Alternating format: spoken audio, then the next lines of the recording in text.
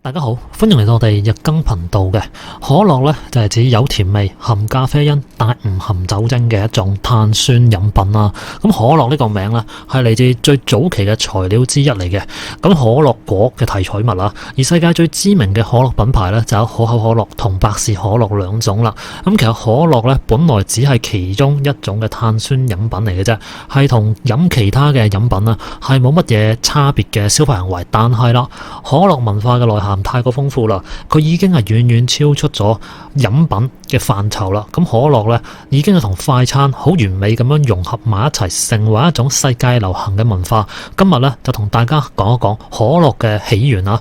咁可樂呢，最初就由美國嘅藥劑師約翰彭柏頓喺呢個1886年發明嘅。咁彭柏頓呢，係一位工作認真同埋有豐富經驗嘅藥劑師啦。喺當年醫學呢，仲未太過發達嘅時候呢，佢好想通過自己嘅努力去幫到嗰啲經過好長治療依然係精神冇好轉嘅病人啦。所以呢，佢當時呢，就想發明一種具有提神、解困同埋醫頭痛嘅藥用混合飲料啦。咁經過佢嘅一番努力呢，終於就調製咗一種嘅藥水出嚟。咁起名嗰時呢，就叫佢做可卡可拉嘅。咁呢一種藥水呢，起初係唔含氣體嘅，飲用嗰時呢，就要加啲凍水落去一齊飲就可以噶啦。咁唔少人試過呢款藥水呢，都覺得確實係可以令到精神啦係短暫咁樣有一個提振嘅。彭柏頓呢，見到佢嘅成果可以俾大眾接受，其實佢都覺得好安慰嘅。只不過呢，佢點估都估唔到會因為一次嘅意外，呢一個發明呢，竟然係可以風靡全球噶。咁今次意外呢，就發生喺1886年嘅。咁當時呢，有個醉酒佬啦，就跌跌撞撞咁樣去到彭柏頓嘅藥店，對住嗰個營業員講，佢要一杯呢用嚟醫頭痛腦熱嘅藥水可卡可拉。但係呢，聽到呢位酒鬼嘅要求呢，營業員本來就應該係去到水龍頭嗰度去兌水加入藥物度嘅，但係啦，臨近收工啦，水龍頭又離得有啲遠啦，啱啱好咧喺佢旁邊就有罐梳打水，於是啦，佢直接將梳打水咧就倒咗入呢個可卡可拉裏邊啦，做一個稀釋。點知咧呢個酒鬼飲完之後，竟然係愛上咗飲呢種藥水啊！飲完一杯又一杯，個嘴不停喺度講好飲好飲，而且佢精神咧亦都係瞬間清醒咗唔少啊！頭痛咧都竟然係可以慢慢變好。之後啦，呢個酒鬼呢，亦都係幫佢哋周圍宣傳呢一杯咁樣嘅神奇藥水。結果呢，一傳十，十傳百就係咁樣啦。個個呢都慕名去試呢杯藥水。慢慢可卡可拉呢，逐漸就唔喺呢個藥店度販賣，亦都係慢慢走入咗去大街小巷，成為啲人呢解渴聚會、抒發心情嘅一種良藥。只要講到飲嘢呢，嗰陣時，大家第一時間都係會諗起佢嘅。而後來啦，彭柏頓死咗之後咧，佢嘅屋企人咧就決定將最初嘅可卡可拉嘅專利權就出售啦，令到佢咧唔再係一種藥水，而係轉變成為一種熱銷飲品，去推銷到更加遠嘅地方，而俾更多人去接受同享用。而且亦都係同佢改咗個名叫可樂。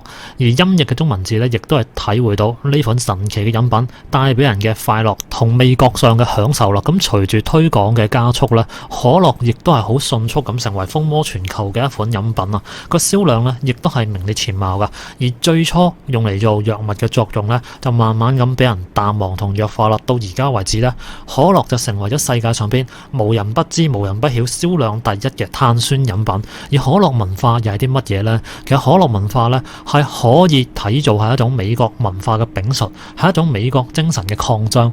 籠統啲咁講啦，可樂文化咧，佢所擁有嘅內涵同延伸意義，其實就代表住年輕人嘅青春、活力、時尚。可樂係嗰啲反潮流、反傳統嘅年輕人嘅最佳飲品。可樂一直嘅目標消費群都定位喺嗰啲顛覆傳統、個性張狂嘅青年一代，亦都係苦心經營咗呢個形象係接近100年噶啦。而且呢，可樂確實呢係俾一代又一代嘅年輕人充滿呢個活力同夢想，等年輕人呢感覺到生命嘅無限可能啦。而講到賣可樂最出名嘅兩間公司呢，就係可口可樂同百事可樂啦。其實自上個世紀開始以嚟呢，就一路都鬥得難分難解嘅。咁其實大家都可以諗一個場景嘅，你可以試諗下啦。你同啲朋友就喺一間餐廳入邊去食嘢聚會啦，你嗌咗漢堡包、炸薯條，飲品就揀咗可樂啦。但係啦，侍應就喺呢個時候問你：我哋有可口可樂同百事可樂，你揀嘅係啲咩呢？咁聽到呢個問題會唔會有少少嘅選擇困難症呢？咁其實你哋又覺得百事可樂同可口可樂呢兩個品牌會唔會有一個好大嘅區別呢？個味道係唔係真係差到咁遠呢？咁點解我哋大多數人呢都會咁強烈咁偏愛其中一種嘅呢？咁其實呢場可樂大戰呢，亦都可以睇做成一場營銷大戰嘅。喺1980年呢，百事可樂全球嘅市佔率係急起直追嘅，同可樂呢幾乎係可以相差無幾。於是呢，百事可樂就決定乘勝追擊，喺電視上邊就展開一個廣告攻勢。個主題呢就定咗做百事可樂大挑戰啦。喺百事可樂嘅廣告上邊呢，群眾就進行咗一個盲飲，個意思就係呢，唔知道飲嘅牌子係百事定抑或係可口可樂。最後嘅結果呢，就係呢啲群眾都清一色咁揀咗百事可樂，認為比較好飲。咁可口可樂呢，就見到呢個廣告之後，亦都係進行咗一個口味盲測，結果發現呢，有57% 嘅受訪者係偏好百事可樂，而可口可樂呢就得43%。咁呢一系列實測之後呢，個測試結果啊係嚇親可口可樂嘅高層噶，好似嗰啲消費者呢係真係比較中意百事可樂嘅口味，於是呢，佢哋就決定喺口味上邊着手進行一個改變啦。咁可口可樂公司經過一連串嘅研發同實驗啦，就推出咗盲測口味可以擊敗百事可樂嘅新可樂啦。但係個銷售結果呢，竟然就一敗塗地啊！消費者呢係強烈要求佢換翻原本嘅可口可樂，於是乎呢，先有經典可口可樂嘅誕生啦。咁點解比較唔好飲嘅可口可樂係反而可以持續主宰咗可樂市場到而家嘅呢？同埋百事可樂係唔係真係比較好飲呢？其實呢個百事可樂挑戰呢，佢個測試結果之所以難以解釋，首先就因為佢本質上邊呢，佢係一種業界所謂嘅啜飲測試啦，又叫做定點設站測試。咁受試者呢，就唔使飲晒成罐可樂嘅，係每一杯測試樣品都飲一啖，然後決定個優勝劣敗啦。咁而家呢，假設我請你飲某一種冇酒精嘅飲品，但係個方法稍為改變，令到你將成箱嘅飲品帶翻屋企慢慢飲，幾個星期之後呢，再請你提供意見，你覺得咁樣做同飲品個評價會唔會有所唔同呢？其實個結果就一定會有改變嘅。曾經呢，喺百事可樂公司新產品研發部門工作好多年嘅員工亦都係講，因為呢個啜飲測試呢係會產生一種偏差，就係對較甜嘅產品呢係會比較討好嘅。如果你淨係做啜飲測試嘅話呢，你會以為消費者淨係中意一啲比較甜嘅產品，但係如果佢係飲晒一罐或者係一大樽嘅話呢，個甜味可能會令到佢哋頂唔順嘅。